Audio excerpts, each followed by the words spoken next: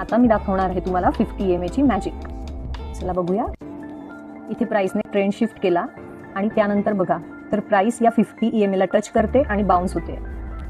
50 EMA ला touch करून प्रत्येक वेळेला प्राइस वर जाते. मग ट्रेंड चेंज झाल्यानंतर जेव्हा प्राइस 50 EMA जवळ येते तेव्हा आपण आपला बाय ट्रेड प्लॅन करू शकतो.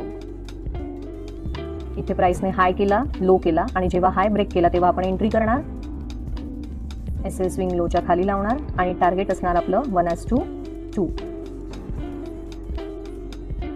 त्यानंतर नेक्स्ट ट्रेड बघूया.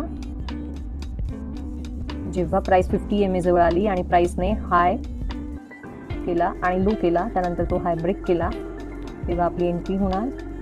SL असणार स्विंग लोच्या खाली आणि टार्गेट असणार 1:2.